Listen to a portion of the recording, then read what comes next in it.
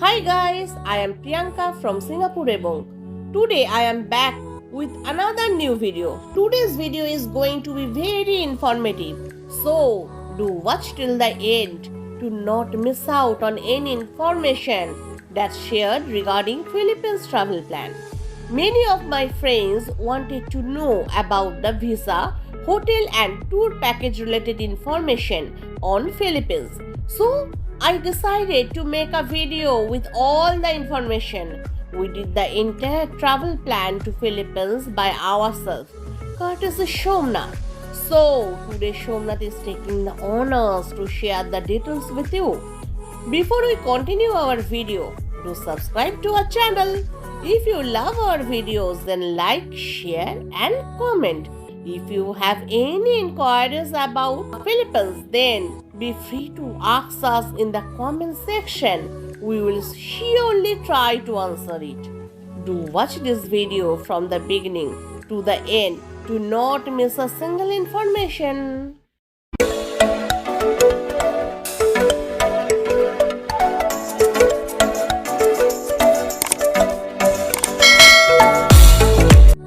Hello friends, I am Somnath.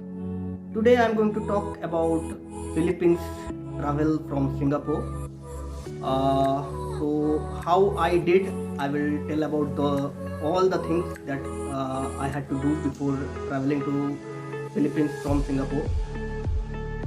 I did all the planning, itinerary planning, visa, all the stuff by myself. So when I first planned for it, I was looking for a lot of information related to Philippines visa from Singapore, but I didn't get much information. So then I looked into some Facebook groups, and then from there I got the information that if I as a Indian passport holder want to travel to Singapore, then I don't really need a visa because I hold a EP over here. So if you are also planning to go to Philippines from Singapore and you happen to have some visa from Singapore, multiple entry visa from Singapore, US, UK or any other EU country, then you are also free to travel to Philippines, and you won't need any other visa, and you will be given a 14-day stay visa on arrival in Philippines, and that too without any fees. Okay, so while planning to travel to Philippines, what you need to consider is that because of COVID situation, right, there are certain entry restrictions which are there in Philippines. So like while traveling to India, we used to have the Air Suvidha, right? So the portal where we had to input all the details as a traveler. Similarly, in Philippines also, while traveling, before traveling, you need to fill up one health pass. So there, individually, each individual traveler needs to fill up his or her details there, and that has to be done 72 hours prior to departure. And you need to carry this document with you because after landing in Philippines, in the airport, the QR code which got generated in the One Health Pass, that will be scanned in the airport. Unless you have it, you won't be allowed to enter Philippines. Okay, so for visa, you don't have to do anything. You just need to have your Singapore visa with you. So in the airport, actually they asked me that where is my visa while I was about to board my flight. So they asked me where is my visa. So I told them that as an Indian passport holder and as an EP holder, I don't need a visa. So they were like, is it really so? So then I showed them an email communication which I had with the Philippines Embassy in Singapore. I already dropped an email to the Philippines Embassy in Singapore asking them about the visa rules. So they also confirmed that I don't need a visa. So I showed them the email, and then the airlines were okay with giving me the boarding pass. Okay. So now about booking the flights. So we went to Puerto Princesa from Singapore, and unfortunately there are no direct flights from Singapore to Puerto Princesa. So you need to travel to Manila, and then from Manila you will need to again book another flight to Puerto Princesa. So there is no direct flight to Puerto Princesa.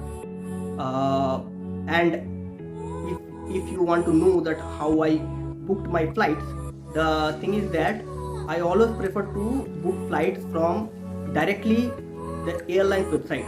So you might find there are multiple third-party websites from where you can book, but I prefer the direct airlines website, because in case there is some unforeseen reasons and you have to change your flights, or maybe you want to cancel your flight, in that case it is easier for you if you are going with direct airlines website.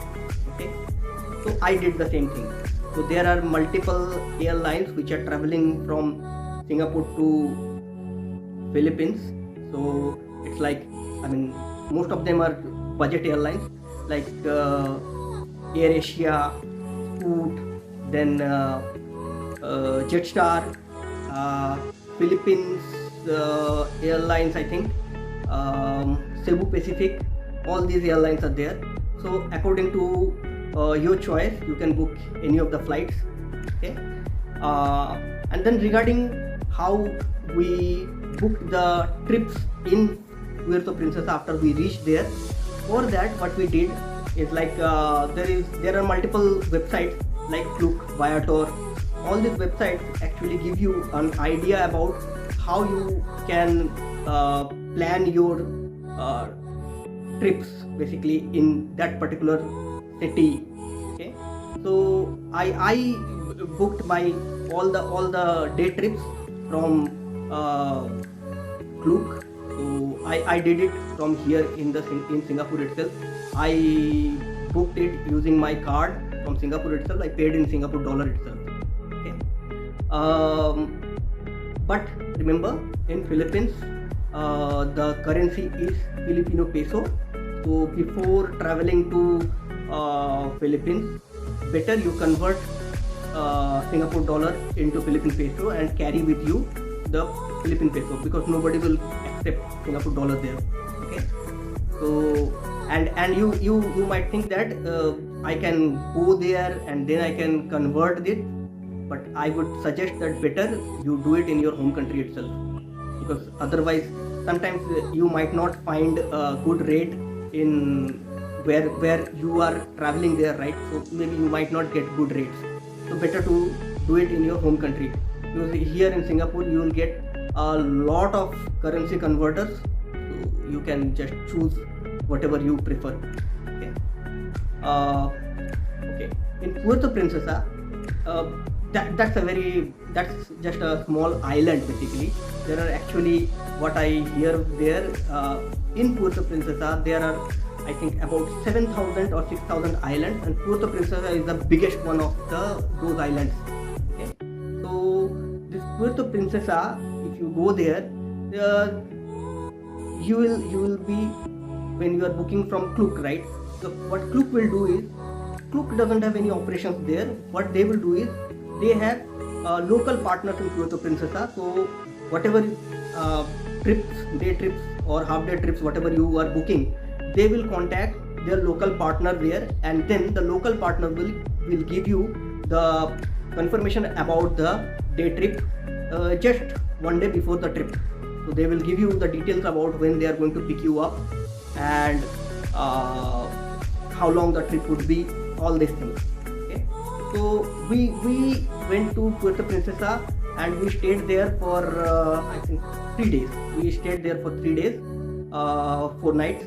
So what we did was, like, we booked underground river trip, Honda Bay trip, and the half day city tour trip. Okay, so there, for first day after reaching there, we actually reached in the evening. So we went to the hotel, checked in, and then we went for our dinner. We did not have enough time to do anything else. So that day we did not do anything. Next day morning we had the underground river trip. So there, for underground river trip, while you are going there is an environment fee for per person. Okay, so that environment fee the travel agency will collect from you in cash. Okay, now this environment fee what they will collect for underground river trip, that environment fee is actually valid for your Honda Bay trip as well. So if you are going for Honda Bay trip on the first day and going for the underground river trip on the second day, that is also the same thing. Environment fee will be collected from you on per person basis, and you will be given one receipt and you will be asked to keep that receipt handy, because next day when they are going they will again ask for that environment fee receipt. If you don't have the environment fee receipt, you will have to pay again. So they will ask you to keep that handy, and next day when they will ask for the environment fee receipt, you will have to again give it to the travel agency guide. Okay, so this is how it works. Now regarding the hotel booking, there are multiple websites from where you can book. I chose Agoda to book my hotel. So I went through many hotels. So according to your budget, according to your choice, where you want to stay, according to it you can choose your hotel. You can choose from Agoda, you can choose for any other third party website, doesn't matter. Okay, so this is how I did all my stuff. And you might ask that if there are any travel agency who conducts the entire process of booking all the things. Yeah, there are multiple travel agents that's there, but personally I don't prefer travel agents for all the places till now where I have gone, like Thailand, Malaysia, Vietnam, Australia. All the places I have done my R&D from my end, and then I have chosen which days where I will be going. All these things, all these plannings I have done myself. I don't really prefer travel agencies who conduct the entire end-to-end tour. I mean, from your home country to destination country and coming back to your home country. I don't prefer those things, because I feel that if I do plan myself, then I have the flexibility of adding or deleting the places that I want to go, or I don't want to go. All these things is completely under my control, and if I want to give an extra day break and all these things, if I am planning, I can keep it in my itinerary. So this is how it is. So that's all. Thank you guys. Bye bye.